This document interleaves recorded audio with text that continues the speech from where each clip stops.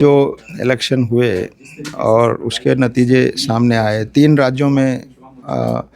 सत्ता का परिवर्तन हुआ है और 2 राज्यों में जो पार्टी सत्ता में थी वही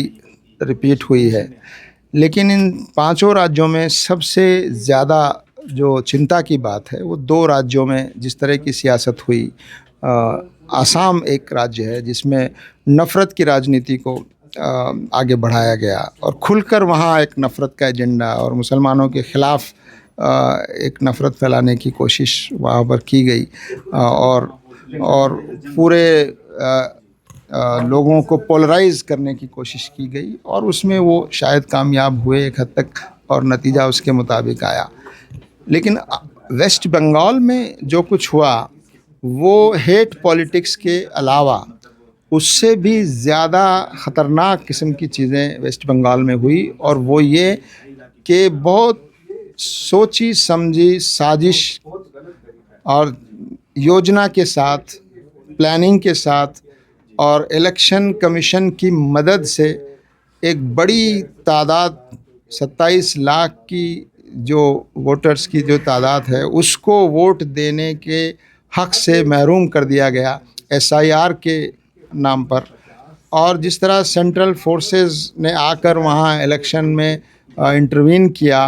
और पोलिंग बूथ पर एक ख़ास समुदाय यानी मुस्लिम समुदाय के लोगों को कई जगहों पर ऐसे वीडियोस सामने आए कि उनको वोट देने से रोका गया, मारपीट की गई, पोलिंग बूथ से भगाया गया। और पॉलिटिकल पार्टीज़ की ये शिकायतें भी आ रही हैं कि पोलिंग बूथ पर जहां काउंटिंग हो रही थी 4 मई को वहां पर उनके एजेंट्स को नहीं जाने दिया गया या मारपीट कर भगा दिया गया। तो ये सब चीज़ें बता रही हैं कि जिस तरह के नतीजे सामने आए हैं वो अनएक्सपेक्टेड हैं। और मैं समझता हूँ जो टीएमसी या दूसरी अपोजिशन पार्टीज़ जो सवाल उठा रही है इलेक्शन कमीशन की निष्पक्षता पर, वो उन सवालों में वज़न नज़र आता है। और वेस्ट बंगाल के इलेक्शन में साफ तौर पर ये नज़र आ रहा है कि वहाँ खुलकर सत्तारूढ़ पार्टी जो केंद्र में सत्ता में जो पार्टी है उसने इलेक्शन कमीशन की मदद से और अपनी दूसरी जो पॉलिटिकल